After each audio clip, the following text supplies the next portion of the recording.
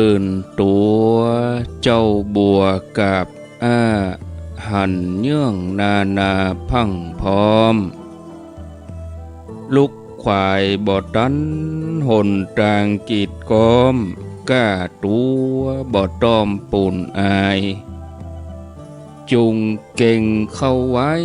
อย่าไปเฮือควายต่อหน้าสบายจำไว้เน้อเจ้าจำไว้เน้อเจ้าหลับลูกเจ้ากินผักตังปายหลับลูกควายกินผักตังเก้าลูกเจ้าได้หลายลูกควายได้น้อยหลับลูกเจ้าเป็นเจ้าตังหลายหลับลูกควายปาเฮือลูกหลานเป็นหนี้เป็นข้าเน้อตื่นมาอย่าเน้อลุกมาอย่าเน้อลุกเน้อลุกเน้อลุกตื่นตื่นได้แล้วลุกได้แล้วญาติโยมท่านทั้งหลายอรุณสวัสดิ์ธรรมะสวัสดีสวัสดียามเจ้าศรัทธาญาติโยมท่านผู้ฟังยินดีต้อนรับเข้าสู่รุ่งอรุณวันใหม่ปะกันเจ้านี้เป็นเจ้าของวันศุกร์ที่20เดือนสิงหาคมพุทธศักราช2564วันนี้เป็นวันเดือน11เหนือขึ้น12ค่ำเดือน11เหนือขึ้น12ค่ำพร่ำว่าเป็นวันศุกร์มาพบกับญาติโยมท่านสาธุชนคนดีป่าวิแม่วินักศิลป์นักบุญเท่าแก่น้อยใจหญิงตั้งหลายแถมวันหนึ่งโชคดีที่ยังมีลมหายใจในเจ้านี้โชคดีที่ยังได้มาอู้มาจาตื่นขึ้นมามีความรู้สึกตัวยังมีลมหายใจยังได้ฮู้ว่าอากาศร้อนอากาศหนาวได้ฮู้ว่าฝนตกเจ้านี้เป็นบุญที่ทำไว้เมื่อตะวาส่งผลให้เฮาได้มีชีวิตอยู่มีจิตมีใจที่ดีที่เป็นบุญเป็นกุศลส่งผลมาจนถึงวันนี้แล้วก็ทำวันนี้โดยคุณงามความดีโดยบุญกุศลเพื่อจะส่งผลไปถึงวันพุธแถมแล้วก็ต่อกันไปแถมจนหมดอายุไขอันนี้คือสิ่งที่เราจะต้องพิจารณาอยู่ทุกวันรายการนี้มีชื่อว่ารายการเสียงธรรมแสงอรุณดำเนินรายการโดยอัตมภาพพระครูอภิวัฒนมิกรมวัดปากตังเจริญตำบลดอยหล่ออำเภอดอยหล่อจังหวัดเชียงใหม่เป็นผู้รับผิดชอบดำเนินรายการคนเฮาเกิดมาก็เพื่อสร้างบารมีสร้างความดีเมื่อบุญบารมีเต็มเปี่ยมเต็มที่ก็เพื่อจะทำพระนิพพานให้แจ้งบนเส้นทางสายนี้อันเป็นทางสายที่องค์พระสัมมาสัมพุทธเจ้าพระองค์ได้ผ่านไปแล้วล่วงหน้าก่อนเฮาตลอดจนถึงอริยสาวกทั้งหลายอริยเจ้าทั้งหลายเพิ่นก็เดินทางตามทางเส้นนี้การสร้างบารมีอย่างที่เฮาทั้งหลายทำกันอยู่นี้ ทานศีลภาวนาตื่นเจ้ามาก็แปลงใจดีแปลงใจม่วน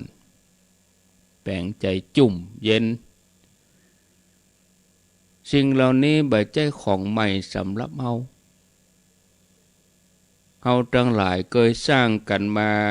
นับพบนับชาติบ่ถ้วนแล้วทำซ้ำแล้วซ้ำแถมเหมือนตื่นเจ้ามาก็เข้าหาวิทยุอย่างท่านเจ้าของสถานีแต่ละคลื่นทำกันทุกวันเจ้ามากะไปขึ้นคันอ้าวเปิดคอมเชื่อมสัญญาณลิงก์สัญญาณเหมือนกับผู้ฟังทั้งหลายตื่นเจ้าคนมากะไล่คลื่นละเสาะหารายการต่าง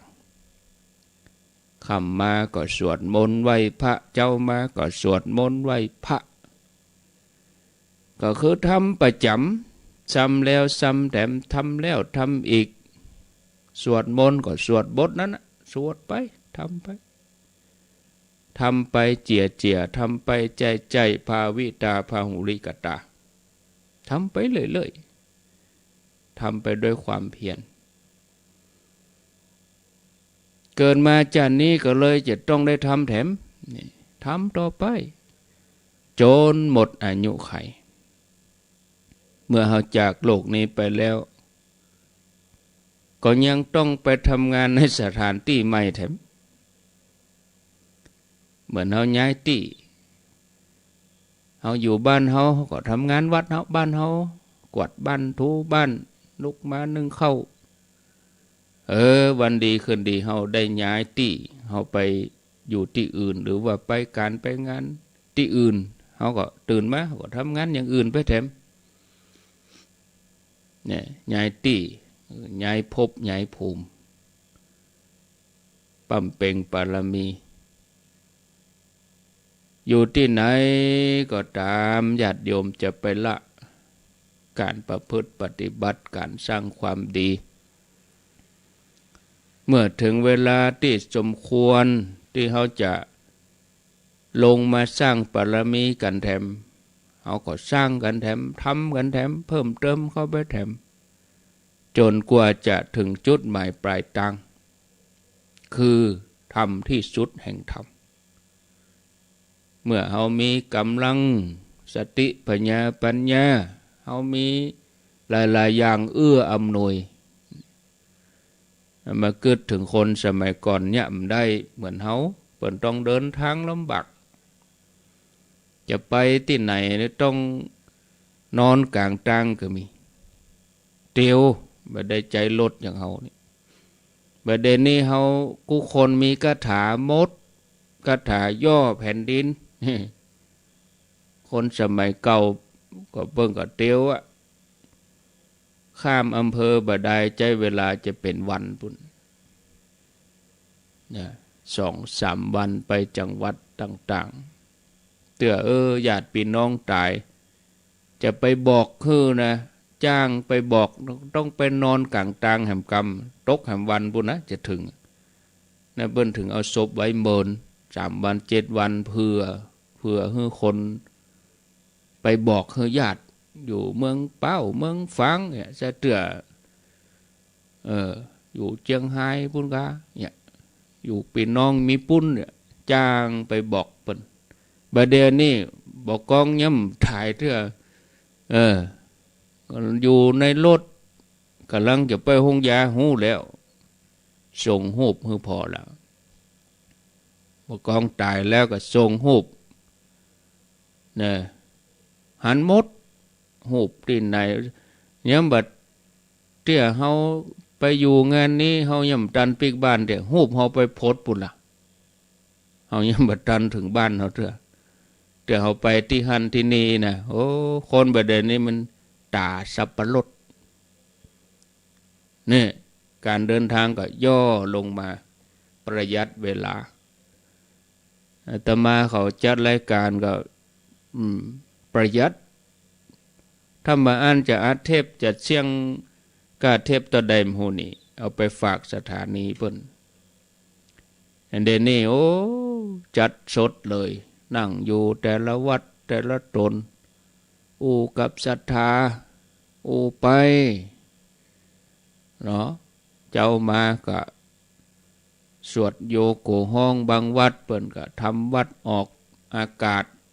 ทำวัดออกเฟซบุ๊กถ่ายทอดญาติโยมอยู่บ้านก็สวดด้วยเนาะมันสะดวกสบายศรัทธาญาติโยมท่านทั้งหลาย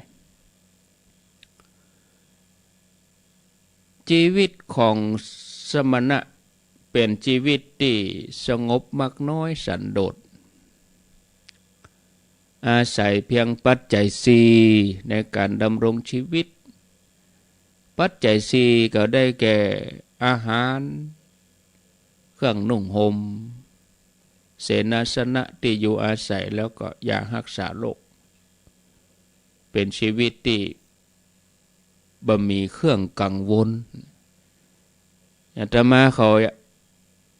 จะไปธุระที่ไหนเอาไปก็ไปเลยเจ้านี้บ่มีเครื่องกังวลอย่างแต่ถ้าชีวิตฆราวาสนี่เครื่องกังวลนักไปที่ไหนมันติดมันคล้องต้องวางแผนกันจะเดินทางก็วางแผนกันเป็นเดือนๆอย่างโยมเขานี่อาตมาเขาอยู่ไปก็ไปเลยจีวรเห็บหืนย่ามเห็บแกนแอนแล้วไปปฏิบัติศาสนกิจงานเผยแผ่งานสาธารณูปการงานสามัคคีงานทุกอย่างพระบางรูปเปิ้นทำอยู่แต่ว่าบ่เป็นชื่อบ่เป็นข่าวที่อย่างน้อยนี่เอาล่ะเป็นข่าวอย่างช่วงติดก่อนที่ผ่านมาเนี่ยข่าวตู้เจ้าออกถึงว่านอย่างกันล่ำเหลือโยมเอ๋ยอันที่เปิ้นทำดีๆโยมทำไมถึงบ่เอามาออกเปิ้นทำกู้ภัยเปิ้นทำจิตอาสาเปิ้นแจกข้าวศรัทธาเปิ้นทำอะไรอย่างมื้อนี้ทำไมบ่เอามาเนี่ยข่าวชั่วลงฟรีข่าวดีเสียตังค์ชีวิตฆราวาสนี่มันเป็นชีวิตของการแสวงหาความสุขได้ยากแต่ชีวิตของสมณะเป็นชีวิตที่มุ่งสู่ความสละมุ่งสู่ความหลุดพ้นสิ่งเดียวที่จะมุ่งแสวงหานั่นก็คือศีลสมาธิปัญญาแสวงหาอย่างนี้ถึงจะได้ชื่อว่าสมณะองค์พระสัมมาสัมพุทธเจ้าทุกพระองค์สร้างบารมีมานับภพนับชาติบ่ถ้วนก็เพื่อมุ่งหน้าแสวงหาความหลุดพ้นดังนี้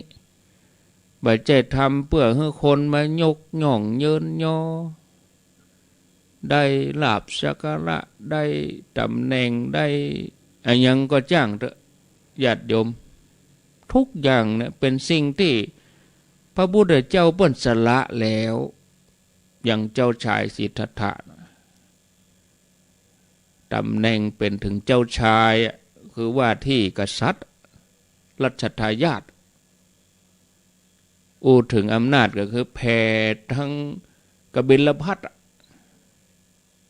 เนาะก็แน่นอนได้ครองราชย์แน่นอนสมบัติต่างๆทรัพย์สินสลิงคานกับบัตรถึงแล้วขนาดเจ้าชายแต่พระองค์บ่ประสงค์อย่างนั้นเหมือนกับพระปิณโดละภาระทวชะที่มาได้3 วันวันนี้ก็จะเสียน้อยนะศรัทธาญาติโยมท่านทั้งหลายไปได้2 วันจะมาถึงท่านเปิ้นเป็นพญาราชสีมาเก่าเนาะเป็นพญาราชสีมาเก่าแล้วก็บรรลือสีหนาถ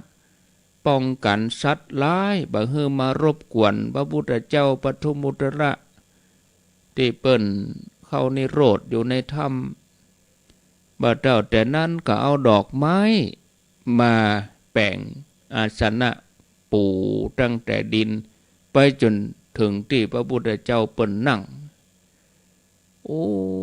บุญกุศลตัวนี้ทำให้พระเป็นโตละภาละทวชะท่านได้รับการแต่งตั้งเป็นเอตตะคะด้านบรรลือสีหนาถนอกจากนั้นนี่เปิ้นมีฤทธีเหมือนกันมีฤทธีจะได้สมัยพุทธกาลนี่มีเจ้าลัทธิต่างๆต่างก็อวดอ้างว่าตัวเองเป็นพระอรหันต์เพราะคนสมัยนั้นเนี่ยเปิ้นนับถือพระอรหันต์แต่ก็บ่แน่ใจว่าพระอรหันต์จะมีอะไรอย่างมารับรองถ้าเป็นผลิตภัณฑ์นี่ก็จะมีมาตรฐานอุตสาหกรรมให้เนาะมอก.รับรองไว้ถ้าเป็นยาก็มีอย.อีนะเป็นรถเป็นอย่างเพื่อก็มีอย่างใบรับรองหมู่หมอหมู่แพทย์นี่เรียนจบมาก็มีใบรับรองแพทย์ว่าเป็นแพทย์เป็นหมอแท้ถ้าเป็นนักกฎหมายก็มีได้รับการผ่านด้านกฎหมายเนติบัณฑิตพ่องเป็นนักกฎหมายเป็นอย่างก็ว่าไปอันนี้เปิ้นมีตัวรับรองแต่พระอรหันต์นี่ไม่ใช่มีป้ายห้อยคอบ่แน่ใจว่าพระอรหันต์มีหน้าตาอย่างไรคนสมัยนั้นก็เลยลือกันเล่าลือกันว่ามีพระอรหันต์เกิดขึ้นในสำนักนั้นสำนักนี้คนก็ตือกันไปหลั่งไหลกันไปหาแล้วก็มอบเครื่องสักการะให้โดยบอกฮู้ว่าพระอรหันต์แต่นั้นอย่างใดเปิ้นปฏิบัติจะใดต่อมามีเศรษฐีกรุงราชคฤห์เนี่ยได้ไม้จันแดงประมาณหม้อเนี่ยเศรษฐีนี่ก็เฮือช่างไปแกะไปกลึงเอาเป็นบาทเปิ้นก็จะมีบาทไม้บาทดินเนาะสมัยนั้นแบบจะมีบาทเล็กบาทสแตนเลสใส่สาแหลกเรียบร้อยก็เอาไปห้อยบนไม้สางไม้ไผ่สูงโอ้เป็น50-60 ศอกบนอย่างเปิ้นจะขึ้นเปิ้นตาขึ้นเสาน้ำมันนะคะโยมคิดจะเอาสตางค์ไปปักบนเนี่ยแต่อันนี้เอาบาทไปควบไว้บนปุ้นแล้วก็ประกาศบอกว่าถ้าพระอรหันต์มีอยู่ในโลกนี้จริงก็เหาะมาเอาบาทนี้ไปเนอะถ้ามีเขาก็จะเชื่ออันนี้คือปรามาสบามีพระอรหันต์แน่จริงก็มาเอาเนี่ยถ้าว่ามีผู้มาเอาข้าพเจ้าจะเชื่อว่าพระอรหันต์มีแล้วก็จะขอเข้าถึงสรณะเป็นที่เพิ่งตลอดทีนี้ข่าวนี้ก็ไปถึงหูบรรดาหมู่เจ้าสำนักต่างๆบอกว่าบุรณกัสสปะอาชิตะกัมพลนิครนนัตบุตรพี่น้องมัคคลิโคสานสันชัยปริภาชกอย่างมูนี่น่ะโคก็เลยลูกศิษย์ลูกหาของพวกเขาไปขอบาทกับเศรษฐีแต่เศรษฐีบ่ฮื้อแน่จริงก็ไปเหาะไปเอามาหรอสำนักหยังบุรณกัสสปะมานี่หยังมาขอบาทไปได้ใหญ่ใครได้ก็ไปเหาะเอามาอันนี้สำนักหยังอาสิตะเกษกัมพลมาเอาหยังมาเอาบาทหูข่าวว่าท่านเศรษฐีแปลงบาทงามเป็นไม้จันแดงงามใครได้ก็ไปเหาะเอาเลยเศรษฐีบ่ฮื้อ ทีนี้อาจารย์เจ้าสำนักก็มาขอด้วยตัวเองแล้วก็บอกว่าเอาอาตมานี่แหละเป็นอรหันต์อีหลบัดถ้ามาทดลองนะบัดต้องเอาอย่างมาทดลองตัวเฮาเนี่ยเป็นอรหันต์เศรษฐีก็ยืนกรานว่าบ่ฮือเนี่ยจริงก็เหาะไปเอามาแล้วก็อาจารย์ก็แต่งจะเหาะเนาะลูกศิษย์ก็จักแขนไว้อาจารย์บัดต้องนะบัดต้องไหนหรอกบัดทั้งถึงมืออาจารย์นะอีเนี่ย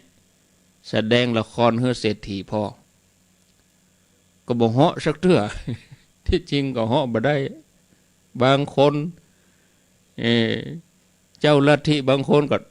เต้นขึ้นเป็น ขึ้นมาเขือบเดียวกระโดดขึ้นไปจะไปจักอาจารย์ยังอ่ะ ดึงอาจารย์ลงมาอย่างกำลังจะขึ้นไปแล้วนี่อันนี้